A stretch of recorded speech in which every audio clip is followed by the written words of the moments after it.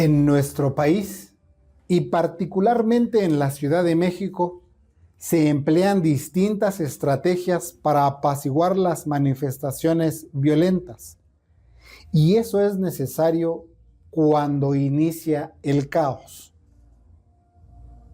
Si el Señor nos concede su gracia, veamos el tema. Bendice, oh alma mía, al Señor. Veamos el tema. Bendice, oh alma mía, al Señor. Y para abordarlo, lo haremos en los siguientes 3 encabezados.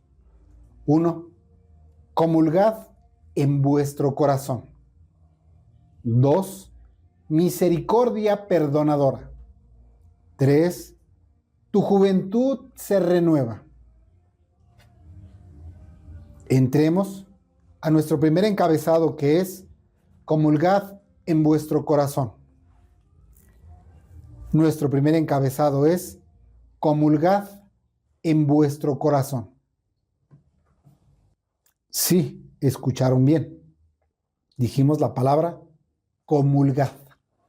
Dice la palabra de Dios en el Salmo 103, 1, 2. Lo leo de la versión en inglés, King James. Salmo 103, 1, 2. Salmo de David. Bendice, oh alma mía, al Señor. Y todo lo que está dentro de mí bendiga su santo nombre. Bendice, oh alma mía, al Señor, y no olvides ninguno de sus beneficios. Hasta ahí.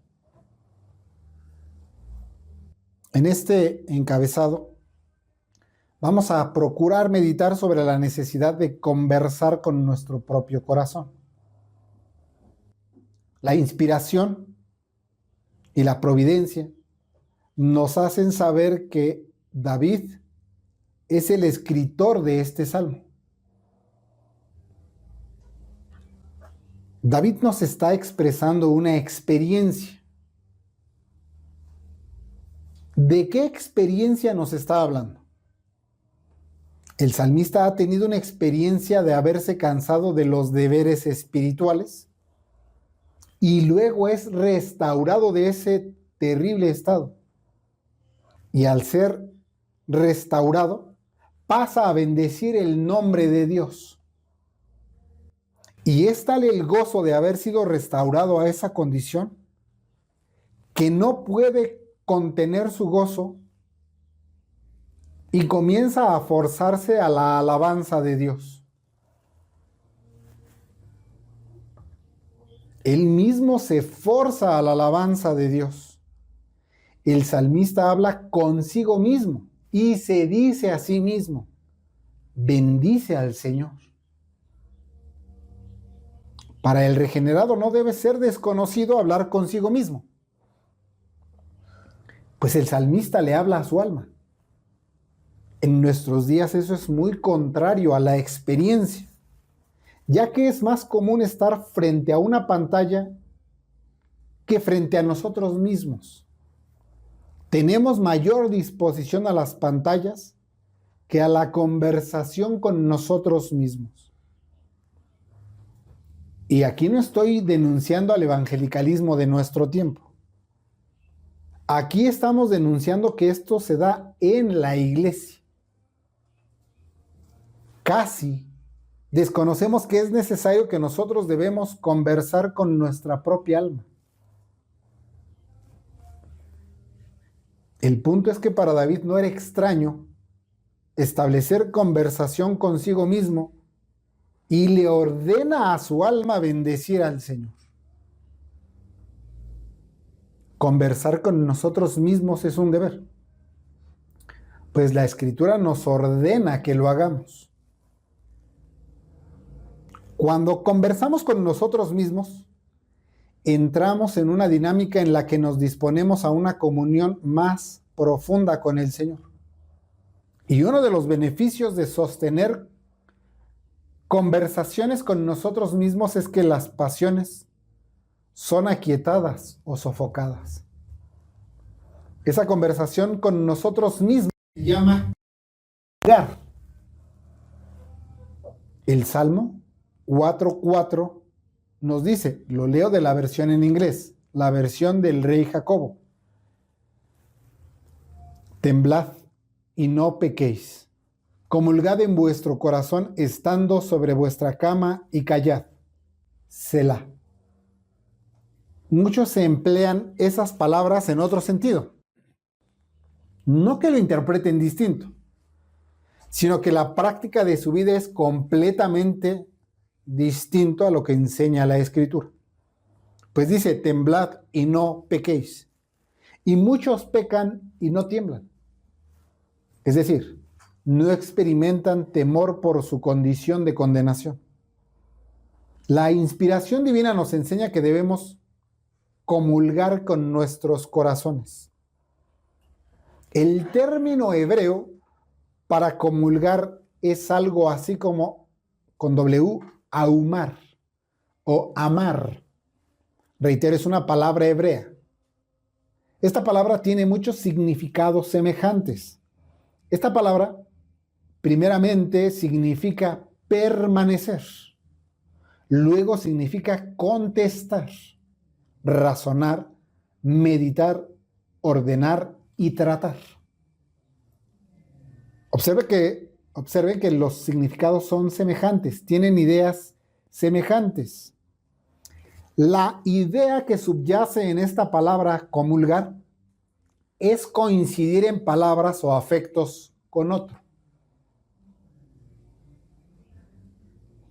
Como sosteniendo una conversación, como comunicándose con otro. De ahí que una versión antigua en castellano traduce como conversad en vuestros corazones. Esta palabra no debe sorprendernos, porque es probable que le traiga recuerdos del catolicismo romano. Dentro del catolicismo romano, comulgar es equivalente a dar o recibir la comunión. En ese sentido, nada tiene que ver una cosa con otra. O mejor dicho, hay una forma verdadera de comulgar. Y esta es cuando los regenerados conversan consigo mismos o meditan. Observen que el mejor momento para comulgar es la noche, cuando ya hemos concluido nuestras actividades y ahora nos disponemos a dormir. El texto es tan gráfico para mostrarnos la quietud del momento de comulgar, que se expresa que se lleva a cabo estando sobre nuestra cama. No es que le estemos atribuyendo alguna característica mística a la cama. Lo que nos está comunicando esta metáfora es que para comulgar se requiere de toda la quietud posible, tanto de las actividades como de los ojos y hasta de los afectos. Porque, por lo general, ¿en qué momento ya no hay movimiento ni ruido en la casa? En la noche. Lo que nos está diciendo que se requiere del momento más sereno para este ejercicio. ¿De cuál ejercicio estamos hablando? De comulgar. Comulgar tiene esta idea de autoevaluarnos. Tiene este sentido de autoexaminar las propias facultades del alma. Tal vez, andando en el pecado, usted aprendió formas psicológicas de examinarse. Pero aquí no nos estamos refiriendo a eso, sino que con base en las predicaciones a las que soy expuesto, es que evalúo mi propio estado y condición. Porque muchos pueden recomendar que al final del día se pregunte si se portó bien o se portó mal. Y eso solamente es un examen psicológico. Y ese no es el propósito, ni la forma, ni el medio adecuado. Sino que este ejercicio puede contener distintas formas para sostener conversaciones con nosotros mismos. Y esto con el fin de conocer mejor nuestras disposiciones interiores. Esto es, para conocer nuestras motivaciones internas, y nos prepara para una comunión más profunda con el Señor. Y el efecto o beneficio de comulgar es que las pasiones y las ansiedades son sofocadas. Esta es otra forma de presentarles el punto que venimos tratando. Es decir, este es un medio para mortificar las obras del cuerpo eficazmente. Pero para que no piensen que el pastor de la iglesia local se acaba de inventar una nueva doctrina, les traigo el comentario del pastor puritano George Swinnock. George Swinnock, cito: el santo David ordena esto a los demás: comulgad con vuestros propios corazones sobre vuestro lecho y estad quietos. Comulgad con vuestros propios corazones cuando no tengáis con quién hablar. Hablad con vosotros mismos. Preguntaos con qué fin fuisteis hechos, qué vidas habéis llevado, qué tiempos habéis perdido, qué amor habéis abusado, qué ira habéis merecido. Preguntaos cómo habéis mejorado vuestros talentos, cuán fieles o falsos habéis sido a vuestra confianza, qué provisión habéis dispuesto para la hora de la muerte, qué preparación habéis hecho para un gran día de rendición de cuentas sobre vuestros lechos. El secreto es la mejor oportunidad para este deber. Termina la cita. Observen que David nos ordena: comulgad con nuestros propios corazones, que estando quietos, hablemos con nosotros mismos. En ese sentido, un cristiano nunca está solo. O estando solo puede aprovechar para comulgar con él mismo. Y estar solo no es la oportunidad para el pecado. Noten las propuestas sobre las que podemos meditar estando quietos. Nos podemos preguntar: ¿con qué fin fuimos hechos? ¿Se acuerdan cuál es el fin principal del hombre? El fin principal del hombre es glorificar a Dios y gozar de Él para siempre. En esa conversación con nosotros mismos nos podemos preguntar: ¿qué vida he llevado? ¿Qué tiempos he perdido? Es un buen momento para preguntarse a sí mismo: ¿cómo he abusado del amor de Dios? Puede preguntarse: ¿qué ira, juicio y castigo merecen mis maldades? Puede preguntarse: ¿cómo han mejorado mis talentos? Pregúntate tú mismo: ¿cuán fiel o falso he sido a la profesión de la verdadera religión? Pregúntate: si muero hoy, ¿dónde pasaré el resto de la eternidad? ¿He sembrado para la vida o para la muerte? Pregúntate: ¿qué provisión he hecho para la hora de la muerte? ¿Qué preparación he hecho para el gran día en el que tenga que rendir cuentas delante del Señor?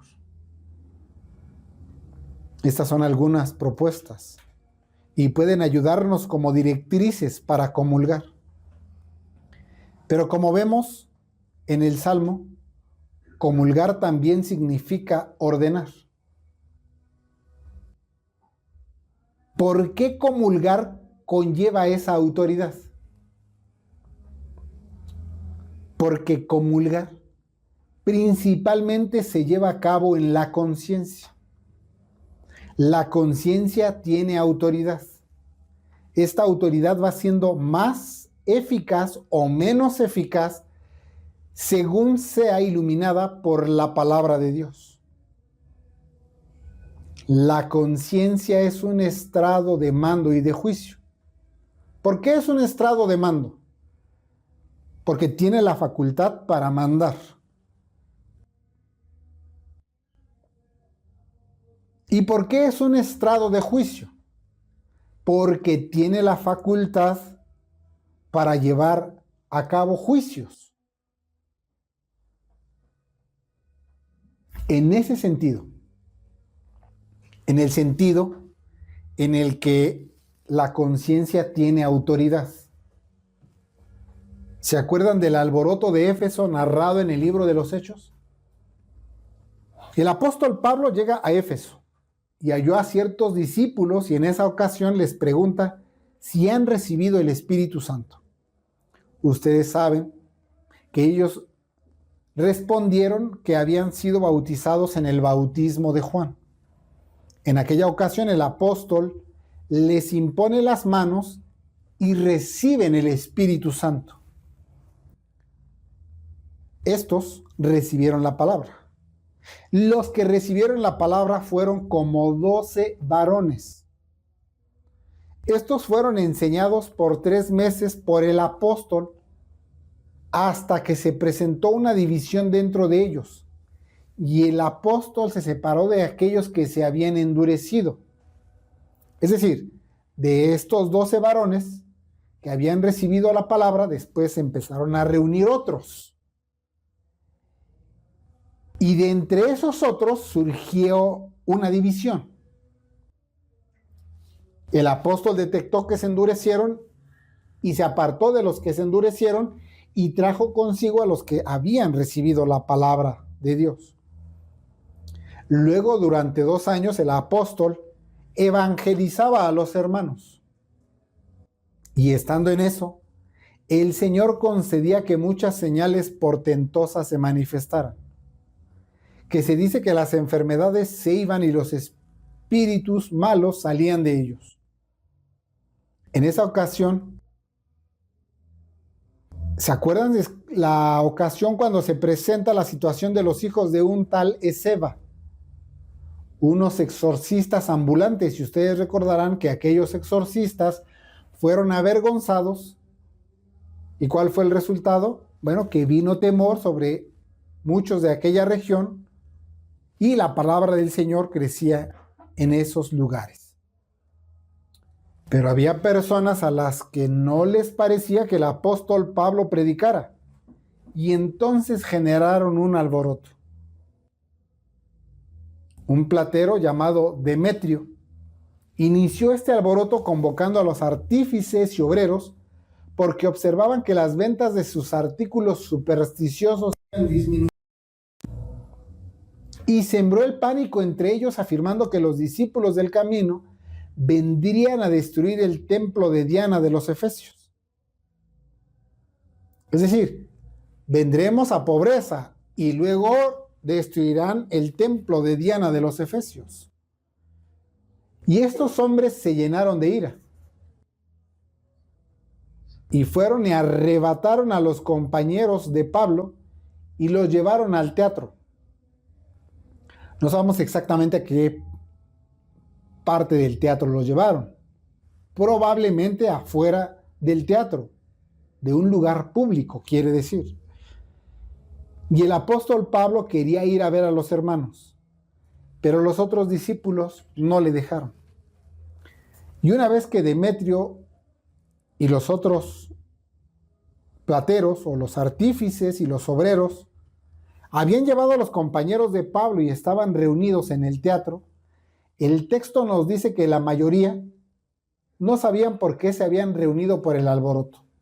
Es decir, los artífices y los obreros sí sabían, pero convocaron al pueblo a venir al alboroto. Y los que fueron convocados no sabían qué hacían allí. Lo que sí era cierto es que estaban alborotados. El término griego para la palabra alboroto es tarajos, que literalmente significa disturbio. A su vez, disturbio significa turbación de la paz. Y estas personas ahí estaban en tumulto sin saber exactamente qué pasaba. Y empezaron a gritar por 2 horas, turbando la paz: grande es Diana de los Efesios. Entonces, en ese contexto se presenta el escribano de Éfeso y los apacigua. Dice Hechos 19, 35 al 37. Entonces el escribano, cuando hubo apaciguado a la multitud, dijo: varones efesios. ¿Y quién hay de los hombres que no sepa que la ciudad de los efesios es guardiana de la gran diosa Diana y de la imagen venida de Júpiter? Puesto que esto no puede ser contradicho, conviene que os apaciguéis y que nada hagáis temerariamente, pues habéis traído a estos hombres sin ser sacrílegos ni blasfemadores de vuestra diosa. El término griego que corresponde a apaciguar es katastelo, que literalmente significa apagar, que nos da la idea de sofocar, y proviene de una raíz que significa reprimir. Sofocar tiene las siguientes ideas: apagar, oprimir, dominar, extinguir.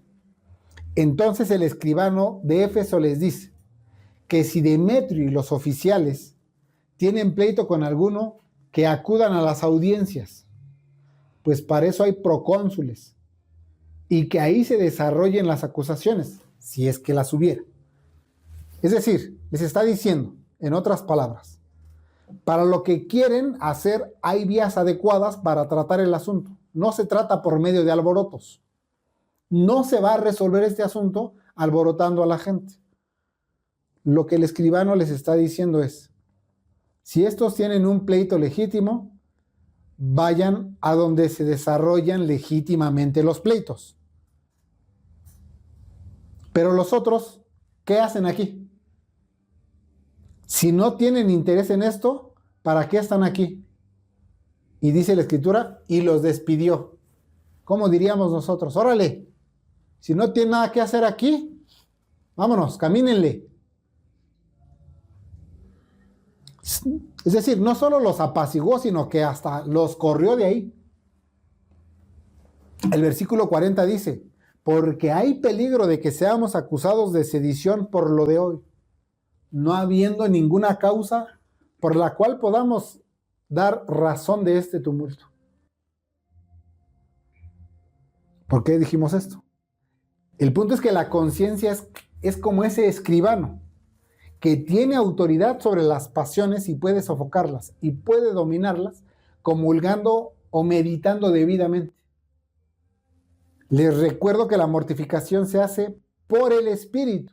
Si por el Espíritu mortificáis las obras del cuerpo. No es que simple sea un método y ya. No, sino que es un ejercicio en que el Espíritu opera en las facultades para apaciguar o sofocar los deseos desordenados y las pasiones. En ese sentido, escuchen al pastor puritano George Swinnock, cito: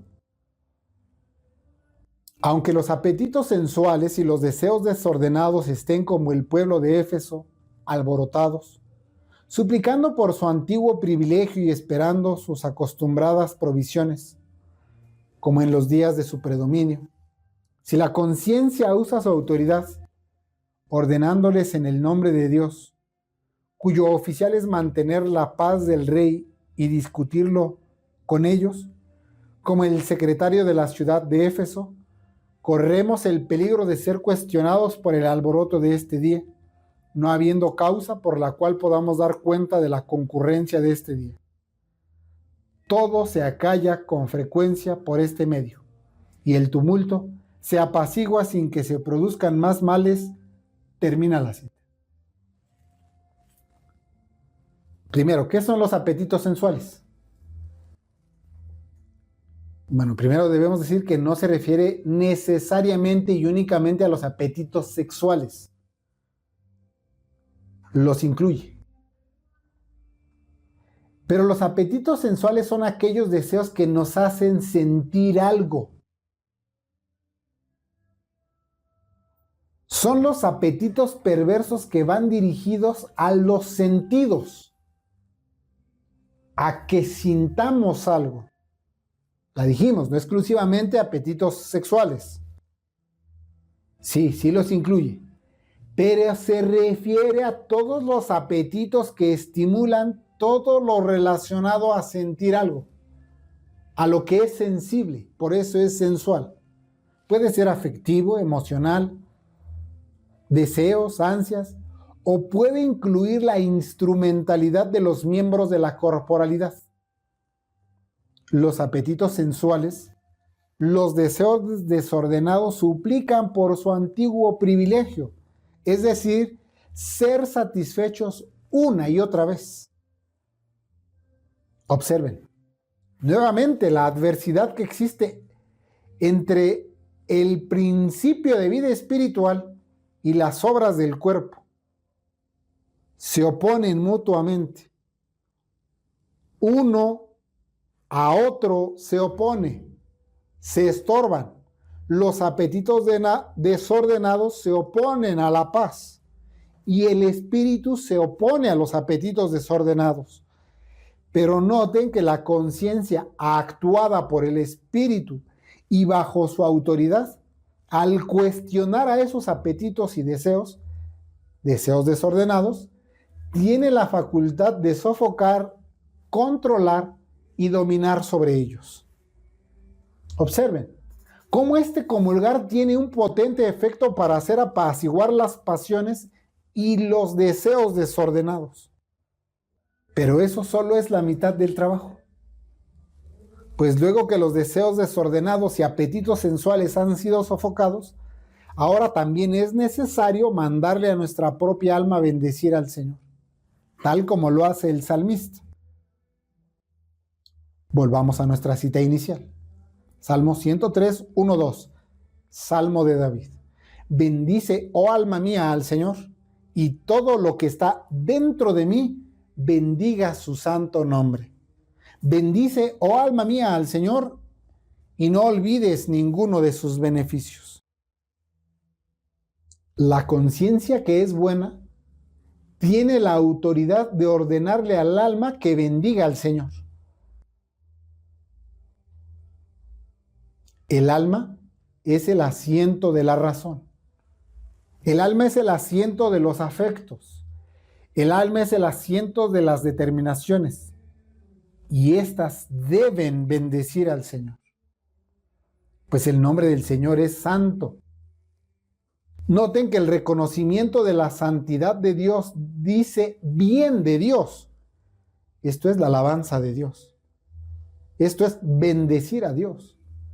El término hebreo para bendecir es barak, que propiamente significa arrodillarse, que tiene la idea de bendecir a Dios como acto de adoración. Esta palabra barak, según su contexto, tiene otros significados. Pues algunas veces se emplea del favor de Dios hacia los hombres, o incluso cuando se está hablando de una conducta pecaminosa significa lo contrario, casi como maldecir. Pero en nuestro texto se emplea para la adoración de Dios. Y no es tanto que se esté describiendo un concepto. Como decíamos al principio, más bien nos está comunicando una experiencia. Pues el salmista le ordena a su alma que adore a Dios. Él mismo se esforza a la completa sumisión de Dios, reconociéndole con suma admiración, y entonces con todas las facultades de su alma se ordena a sí mismo que rinda alabanza al Señor. Pero, ¿presentamos continua alabanza al Señor? ¿O la verdad es que estamos experimentando la falta de vigor en nuestros deberes de adoración? Se podría decir de nosotros que ya nos hemos cansado de Dios como ocurrió con muchos de su antiguo pueblo. No me invocaste a mí, oh Jacob, sino que de mí te cansaste, oh Israel. Como dice Isaías 43, 22. Porque es más común encontrar fallas en mantener regularmente la oración familiar y muy poco deseo de asistir a la adoración divina. ¿Qué es más común? Vamos a poner la casa. Que realicen sus oraciones familiares o que las descuiden. ¿Qué es más común? Pero vamos a conceder que ustedes las estén realizando. que estén realizando estos deberes fielmente. Muchas veces existe un cansancio mediante el cual nos acercamos a Dios solo de labios, pero nuestros corazones permanecen lejos de Él, como también enseña Mateo 15:8. El pastor puritano John Owen nos dice en ese sentido, cito: tenemos una gran necesidad de velar y orar. Miles de cosas en los quehaceres ordinarios de la vida resultan de un cansancio natural que nos impide avivar la gracia de Dios que nos ha dado. Y que cualquier pecado del cual no nos hemos arrepentido tendrá un efecto especial para convertir la adoración en una pesada carga. Termina la cita. Precisamente el autoexamen es para advertir aquellos pecados de los cuales no nos hemos arrepentido. Y siempre que tengamos pecados de los que no nos hayamos arrepentido, entonces experimentaremos que la adoración a Dios es algo gravoso. Sentimos que la adoración de Dios es algo pesado, y eso, aunque en sí mismo es pecado, es consecuencia de otros pecados que hemos consentido que permanezcan en el corazón. Entonces aquí nuevamente el autoexamen y la conversación con nosotros mismos. Pues deberían preguntarse ustedes mismos si realmente han conocido algo de la gracia de Dios. La pregunta no es si ya conoce las doctrinas de la gracia. Eso es intelectualismo. Lo que hay que procurar averiguar es si dentro de nosotros hay una obra espiritual. O tal vez no se ha examinado debidamente. Y tal vez lo que hay allí adentro no es un principio de vida espiritual, sino un falso sentido de seguridad. Tal vez usted esté dormido y no lo sabe. Tal vez solo tiene un sentido falso de su propia seguridad. ¿Qué quiere decir eso? Quiere decir que usted no ha mirado su estado y condición y concluye falsamente que el amor de Dios no tomará en cuenta su justicia y así sin más le perdonará sus pecados. Aquel que no puede reconocer su condición, es decir, que primeramente se haya visto sin la justicia de Dios y se haya sentido tan desesperado de poder saciar su hambre y sed mediante Cristo, entonces, si no le ha ocurrido eso, se engaña a sí mismo.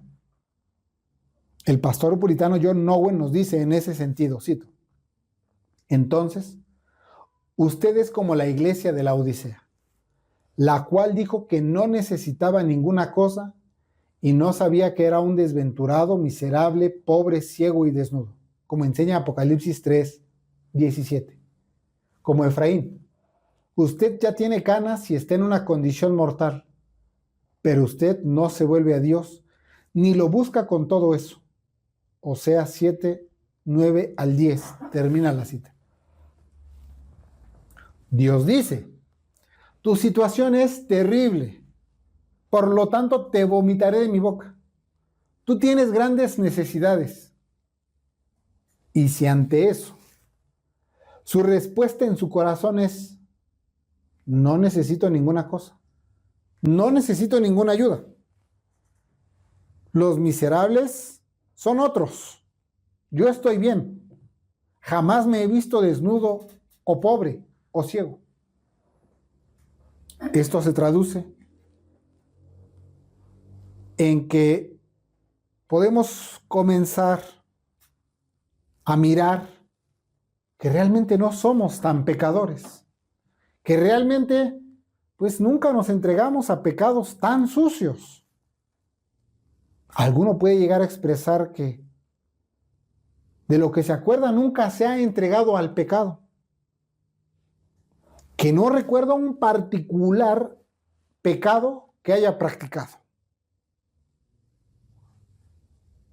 Hasta puede pensar y concluir diciendo: más bien siempre he tenido deseos de adorar a Dios. Ahorita que me acuerdo yo, Oh, yo siempre he querido adorar a Dios.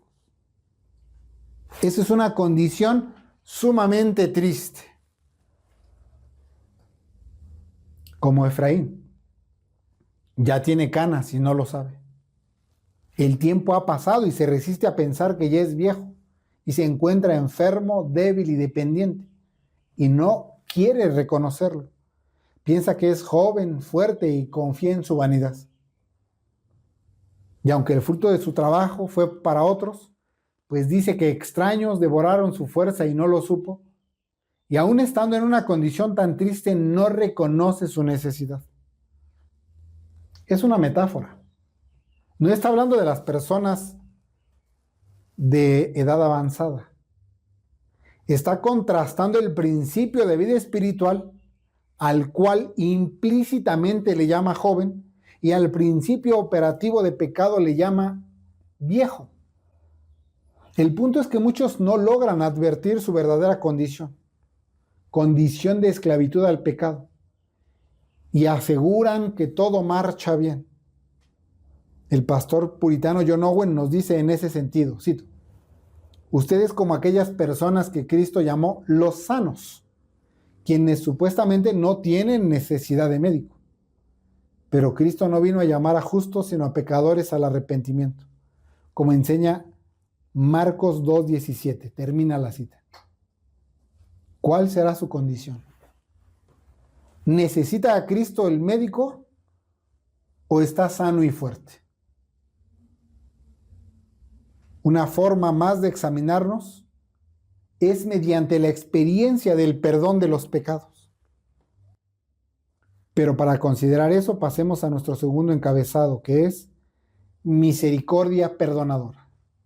Nuestro segundo encabezado es misericordia perdonadora. Dice la palabra de Dios en el Salmo 103, del 3 al 4.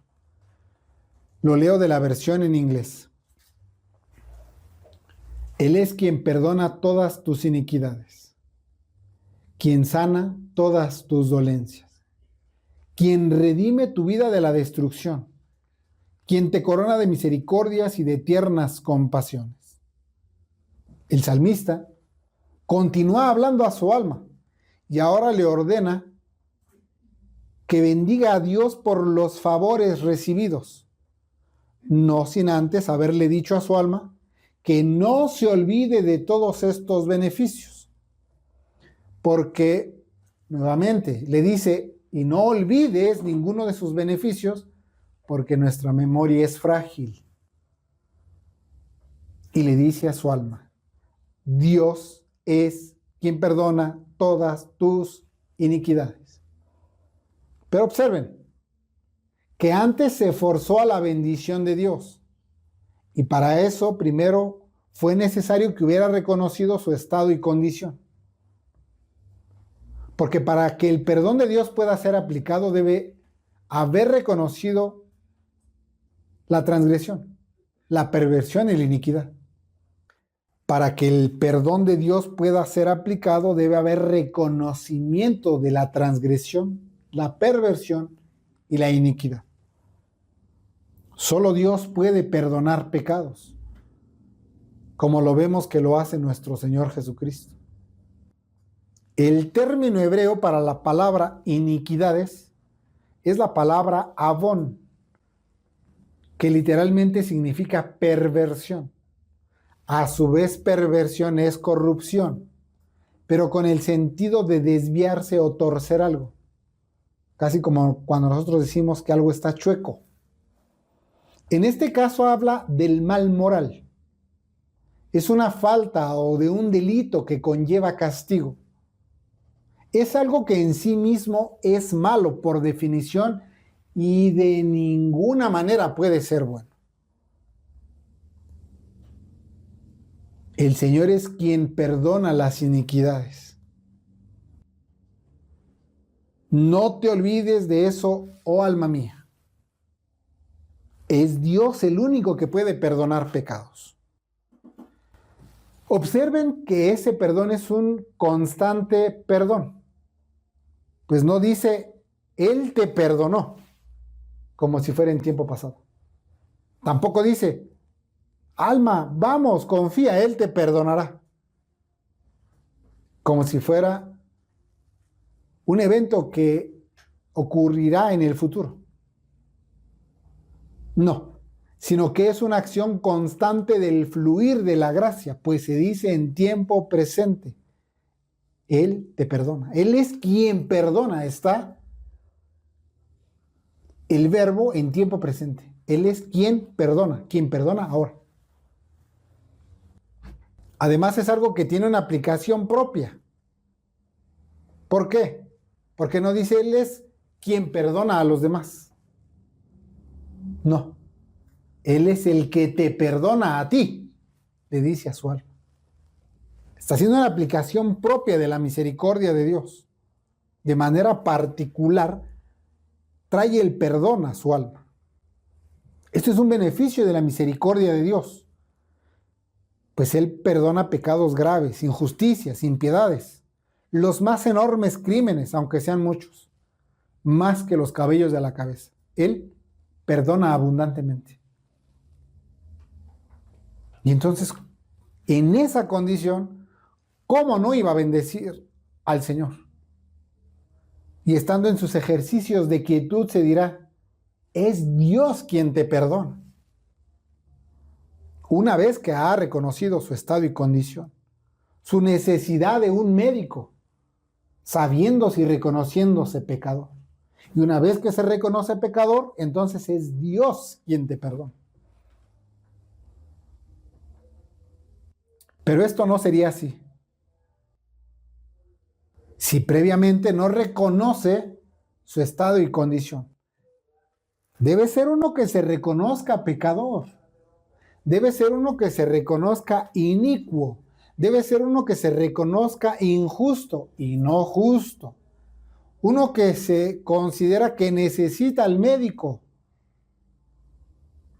Pues si lo hace, entonces se reconoce enfermo. Y solo este médico atiende a los enfermos. Pues el perdón de los pecados es igual a la sanidad. Observen que el pecado es una enfermedad mortal. El pecado es una enfermedad hereditaria que solo Dios puede curar. El Señor es el único que puede perdonar pecados. Pero, ¿cómo lo hace? Este perdón se da por medio de la imputación. ¿Qué quiere decir eso? Que Cristo llevó en él el pecado de todos nosotros y que a su vez su obediencia les es contada como obediencia a quienes él representa. Es como un intercambio de posición, no un intercambio de bienes. Es un intercambio gratuito, es decir, Cristo se hace penalmente responsable de la culpa del pecador y a su vez concede que su obediencia sea aplicada a los pecadores que él representa para que les sea contada por justicia. El pastor puritano John Gill dice en ese sentido, cito, Él sana por su palabra, por medio de su evangelio, predicando paz, perdón y justicia por Cristo, por la sangre, las heridas y las llagas de su Hijo, por la aplicación de su gracia y misericordia perdonadoras. Termina la cita. Es decir, Él sana esas almas. Sería muy ingrato de aquellos que siendo perdonados no reconozcan ese perdón. Pues Cristo recibió la justa ira del Padre que merecemos los pecadores. Y el perdón no se ofrece así nada más. No es nada más que el pecador peca y va delante de Dios y le dice, perdóname, y Dios le perdona. No, no es así. Es necesario resarcir el honor del ofendido, en este caso del Padre. Y para eso se requiere una ofrenda de valor infinito. Se requiere satisfacer la ley. Se requiere darle satisfacción a la justicia. Y debe ser una persona que pueda representar a los hombres y tenga el valor de Dios. Solo Cristo puede cumplir y satisfacer de esa manera. Y sería una ingratitud no reconocer ese sacrificio. Entonces, ese perdón es una experiencia continua en el regenerado. Es algo que constantemente fluye en su interior. Lamentablemente, muchos que se identifican como cristianos ya no disfrutan la vida y las bendiciones que resultan de creer en las promesas de Dios.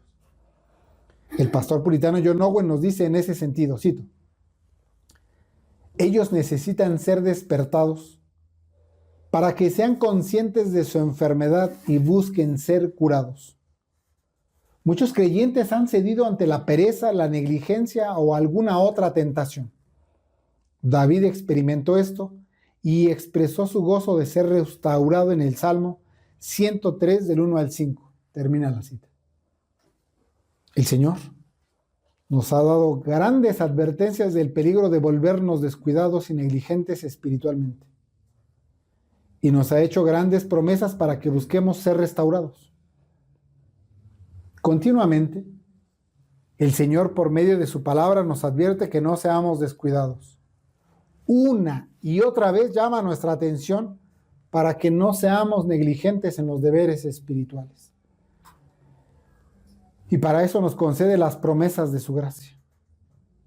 Noten que en ese sentido, el creyente sí puede ser restaurado. Hay diferencia entre regeneración y restauración. En la regeneración se concede un nuevo corazón. Ese nuevo corazón se llama espíritu. En la regeneración es infundido un principio de vida. La regeneración se aplica al pecador perdido, al que el Señor llama eficazmente y le concede la fe y el arrepentimiento. Pero la restauración es concedida únicamente a los que ya han sido regenerados. Pues volver a alguno a un estado deseable es restaurarlo. La restauración no aplica para el incrédulo. Eso el evangelicalismo lo confunde fácilmente. Ellos confunden salvación con restauración. Y sin haber presentado la condición de pecado para que el hombre venga a regeneración, lo que ellos por lo general presentan es la restauración. Pero esa figura no aplica para ellos. Eso no aplica para el que no ha sido regenerado. El incrédulo no puede ser restaurado, pues su condición es de condenación, de ruina eterna. Ese incrédulo debe ser justamente condenado, a menos que en esa condenación justa luego venga a ser regenerado.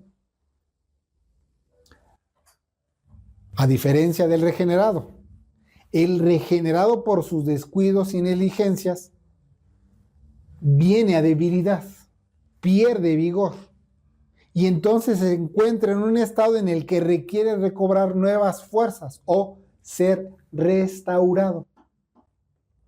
El pastor puritano John Owen nos dice en ese sentido, cito: si usted no sabe nada acerca de esas experiencias, pudiera ser que su alma nunca haya estado en una condición sana y fuerte. Alguien que ha estado débil y enfermo toda su vida no sabe lo que es ser fuerte. Noten que si alguno nunca ha sabido lo que es ser vigorizado espiritualmente, es porque en realidad nunca ha sido regenerado. Pues los regenerados saben lo que es estar vigorosos y fructíferos. pero por algún descuido les falta poder o vigor en su vida espiritual. Pero si usted no sabe qué es eso del vigor espiritual, entonces usted no ha sido regenerado. Si tú no sabes qué es eso del vigor espiritual, entonces tú todavía no has sido regenerado. Pues hay algunos que viven en toda clase de pecados. Aquellos que aún no han sido regenerados no pueden mirar su estado de esclavitud al pecado. ¿Creen que servir al pecado es libertad? Defienden su libertad argumentando o defienden su pecado argumentando que eso es la libertad. Porque piensan que la religión es una pesada carga. Si usted les habla acerca de su conducta pecaminosa y su necesidad de ser restaurados, ¿cómo cree que le van a contestar? Probablemente con burla, como lo hicieron los yernos de Lot, con Lot. ¿Se acuerdan? Los varones que llegaron con Lot le dijeron: si tienes a alguien más en este lugar, sácalos porque vamos a destruir este lugar. ¿Por qué? Porque el Señor ya había determinado enviar juicios para aquellas ciudades. Y va Lot y les dice a sus yernos, al menos eran los varones que se iban, que tomarían a sus hijas por esposas. Va y les dice: salgan de este lugar, porque el Señor va a destruir este lugar. ¿Y qué sucedió? Dice Génesis 19:14. Mas parecía a sus yernos como que se burlaban. Lo escucharon y se empezaron a reír. Es que va Dios a destruir este lugar. Se empezaron a burlar. No, les pareció una burla, les pareció una broma. Hay personas que usted les profesa religión y se niegan a aceptar que seamos incapaces de acercarnos a Dios. Y en vez que digan: es verdad, ninguno puede ir al Señor si no le es dado del Padre. Y en vez de eso, ¿qué hacen? Se enojan y dicen: no se crean únicos. O ya están como los testigos de Jehová, que si no voy a tu templo no soy salvo. Ustedes no son únicos.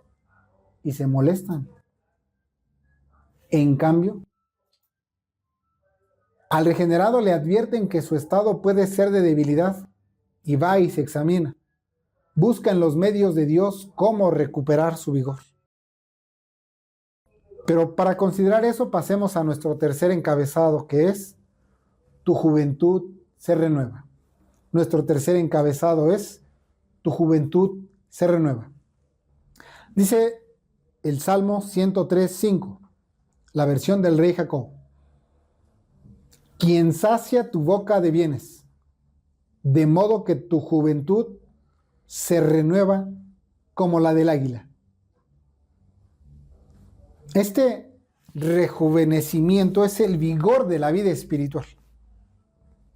El principio de vida espiritual aquí es llamado juventud.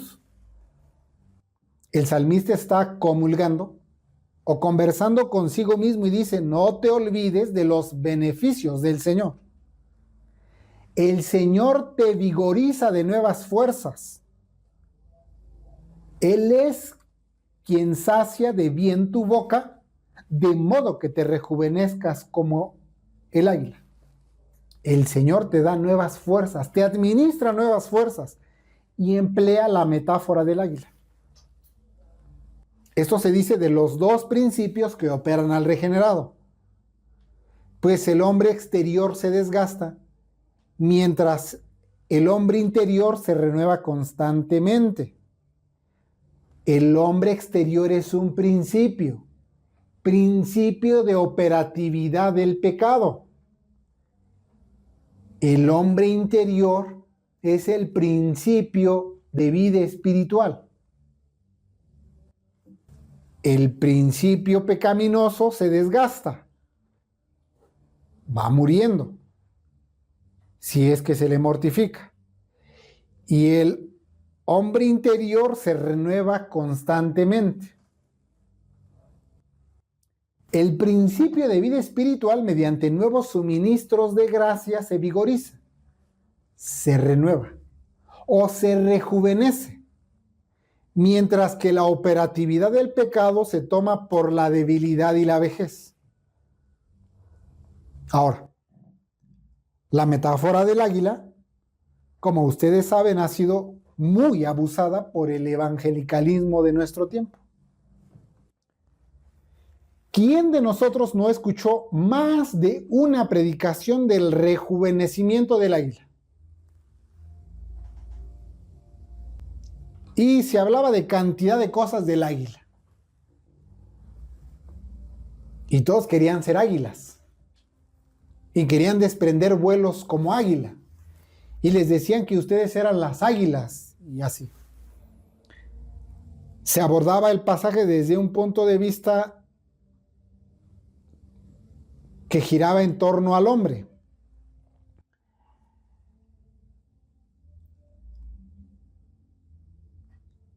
Y una de las cosas aquí es que no es que esté mal hablar del rejuvenecimiento del águila, es correcto. El problema radica de dónde se obtiene esa fuerza. En gran parte del evangelicalismo, la fuente de esa fuerza viene del hombre. Se exalta al hombre por el hombre. Tú puedes rejuvenecer. No, tú no puedes rejuvenecer. Tú no puedes darte ese rejuvenecimiento. Ahora, los puritanos reconocen que esta historia del águila que se quita el pico quebrándola en una roca y renueva su plumaje completamente proviene de Agustín de Hipona. Sin embargo, la mayoría coincide que no es necesario ir tan lejos, pues la figura de la escritura está siendo empleada para contrastar debilidad contra fuerza, pues el águila es una de las aves más vigorosas y longevas. Sin embargo, les recuerdo una vez más que la escritura principalmente se escribió en África, en Asia y en Europa. Al menos algunos lugares que hoy se conocen como Europa. Y la escritura no tiene contexto en el continente americano. Esta águila de la que se habla en la escritura no es el águila de las regiones de América. En México, por ejemplo, hay un registro de un águila real. Es águila café, de plumaje café fuerte, que es muy cortita. Y en Estados Unidos se tiene registro del águila calva, que es esa ave de plumaje café fuerte, casi negro, que la cabeza la tiene en su plumaje de color blanco, con una cresta, con un pico amarillo. Esa es águila de los símbolos de Estados Unidos, que se deja ver aún en los fondos de pantalla, y que se sabe que es un águila muy longeva. Y sin embargo, es muy probable que la escritura no esté hablando de esa águila americana. Se sabe que el águila calva, esa de Estados Unidos, la más longeva, ha llegado a vivir hasta 40 años. Luego el águila que probablemente sea más acercada a la que menciona la escritura es un águila de las regiones de Asia. Probablemente pudiera ser la que hoy se conoce como Águila helíaca. No es nuestro interés debatir sobre las águilas, ni pretendemos traer la exactitud científica de estas cosas. Nuestro interés es denunciar ese abuso que se ha hecho de la metáfora del águila.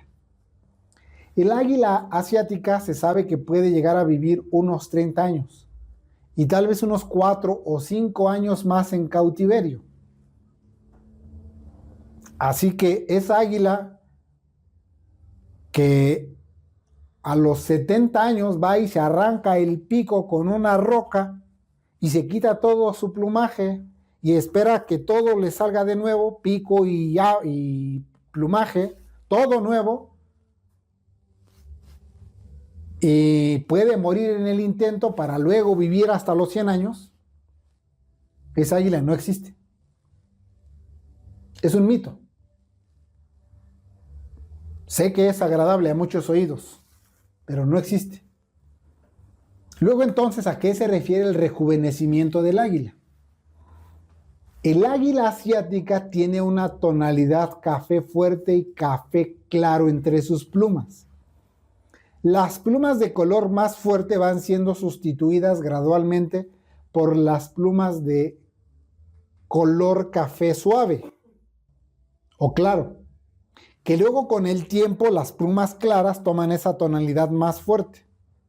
Es un proceso que tarda algo de tiempo, pues no se les están cayendo las plumas a cada momento, sino que van siendo sustituidas paulatinamente.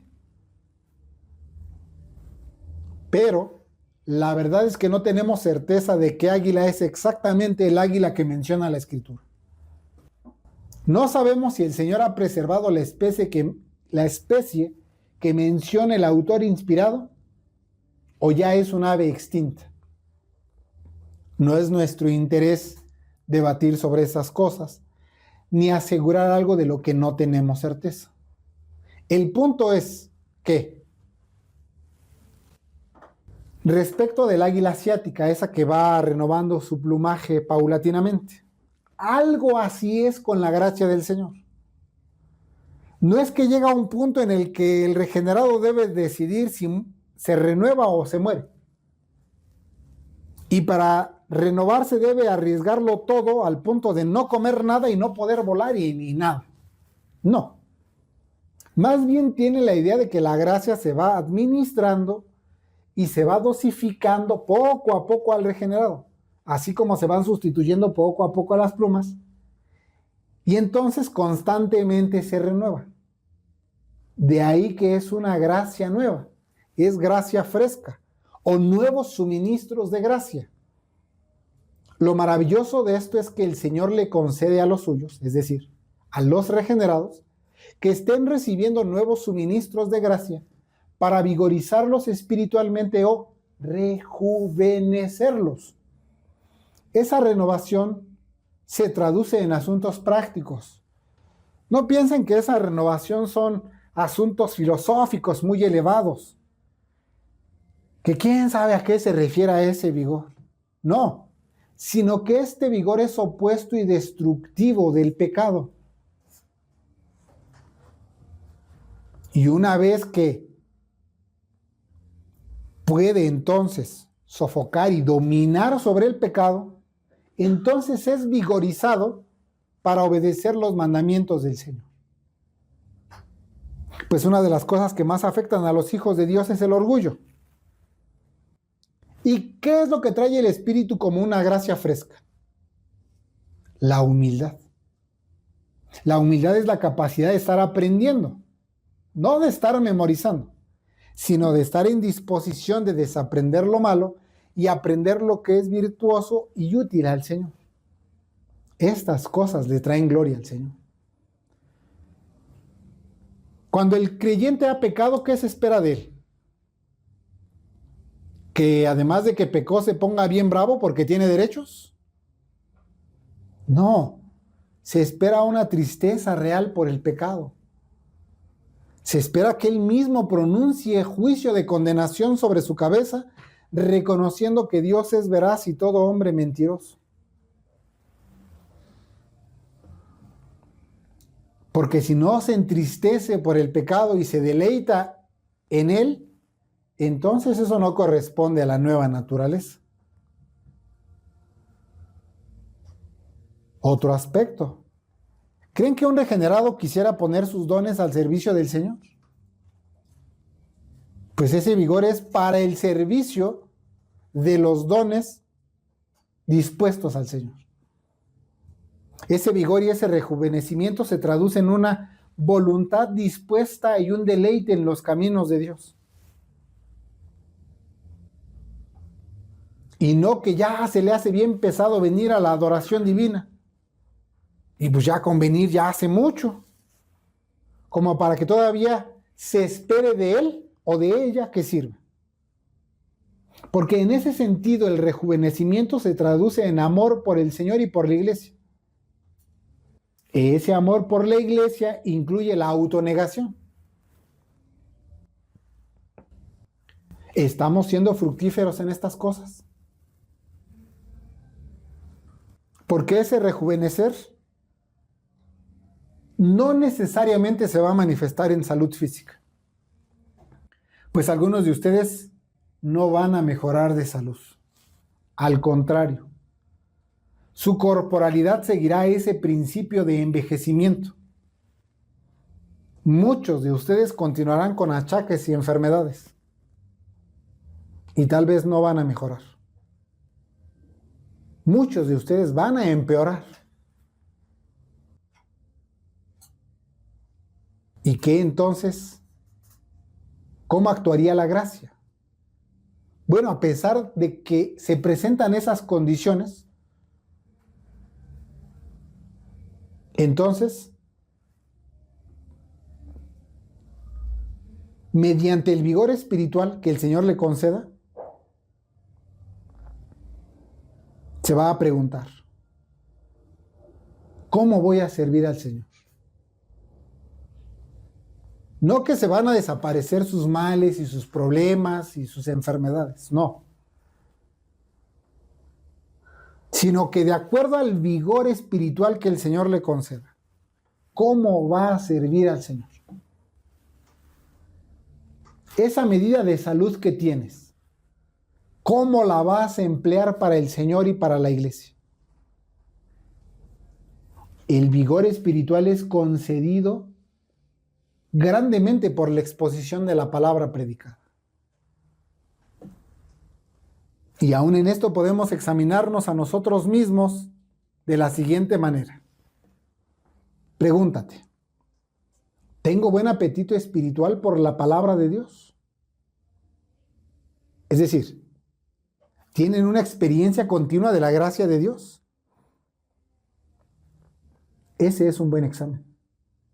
¿Qué tanta hambre tienen de la palabra predicada? No, ¿sabe qué, pastor? Un poquito más despacio, ¿no, pastor? Déjenos escuchar menos predicación. Es que ya tenemos mucho que escuchar. Ya voy bien atrasado. Y luego el día del Señor venimos y escuchamos y pues el hambre que experimenta la palabra predicada es una buena medida de su condición espiritual. Si ya se cansó de escuchar predicación, su caso es muy lamentable. Porque el remedio para sus males es la predicación de la palabra de Dios. Y en ese sentido,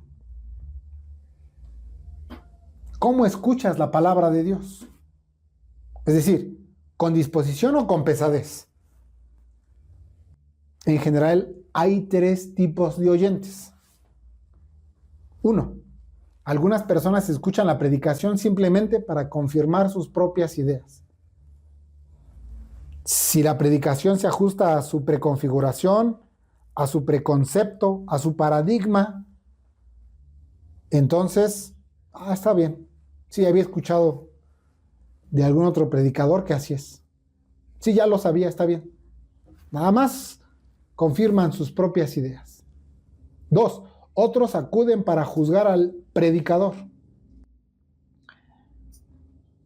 Y esto es un signo del menosprecio a la iglesia y al predicador. A ver qué está diciendo. Aquí como que se trabó, aquí como que esta palabra no corresponde a esto. Aquí este dato que dio no es del todo correcto porque yo tengo otros datos.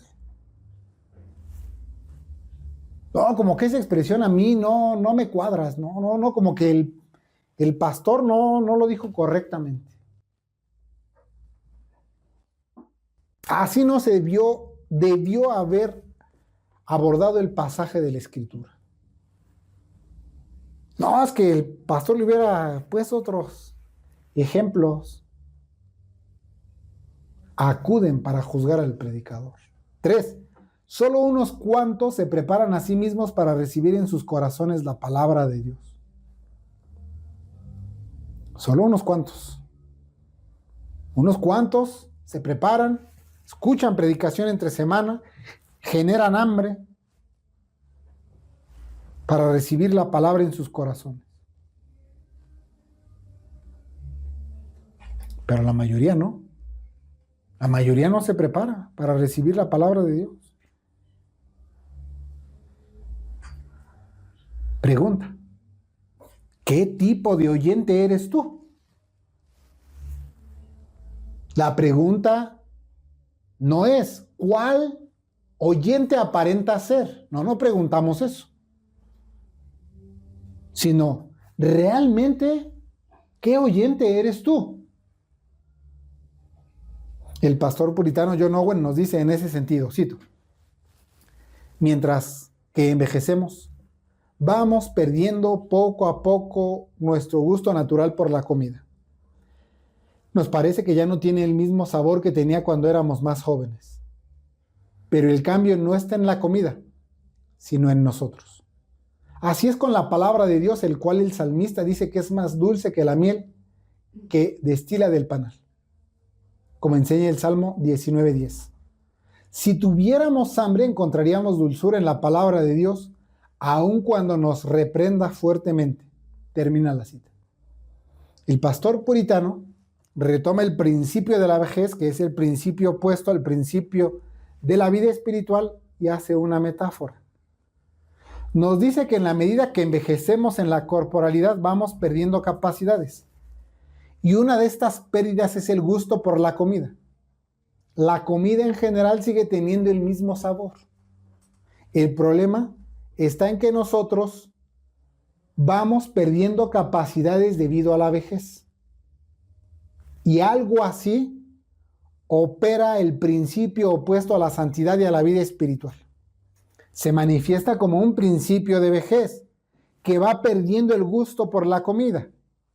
Pero el problema no está en la predicación, sino en el principio que nos estorba para recibir adecuadamente la palabra predicada.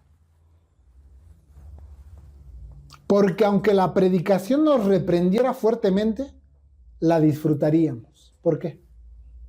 Porque es más dulce que la miel. Otra forma de examinarnos es: ¿hacemos que la religión sea el asunto principal de nuestras vidas? Estamos aprendiendo a comulgar. Estamos aprendiendo a conversar con nuestros corazones. Estamos aprendiendo a apaciguar nuestras pasiones. Pregúntate: ¿he hecho que la religión sea el asunto principal de mi vida? Con muchos de nosotros, todas las demás cosas están colocadas por encima de la única cosa necesaria, es decir, nuestro bienestar espiritual. Si estamos continuamente ocupados con los asuntos del mundo, y si apenas apartamos un poco de tiempo de vez en cuando para considerar las realidades espirituales, entonces es una fuerte evidencia que nuestra vida espiritual se está debilitando. Porque el pecado, recuerden, que como antiguo amo, reclama su tiempo, exige tiempo, dame tiempo. Tal vez el patrón te dice: tienes que checar hora de entrada y hora de salida para que te pague adecuadamente. Pero el pecado no da tregua. El pecado en ese sentido todo el tiempo está exigiendo su tiempo, todo el tiempo está exigiendo sus antiguos derechos.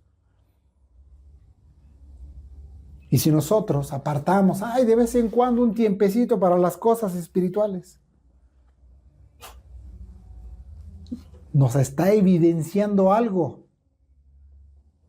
Nos está evidenciando que nuestra fortaleza espiritual se está debilitando.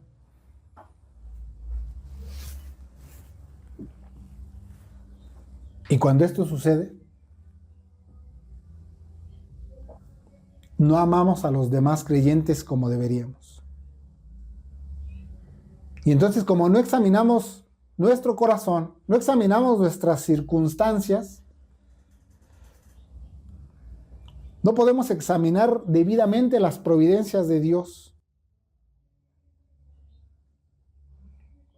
Entonces no estamos dispuestos a responder a los llamamientos de Dios para arrepentirnos y enderezar nuestros caminos.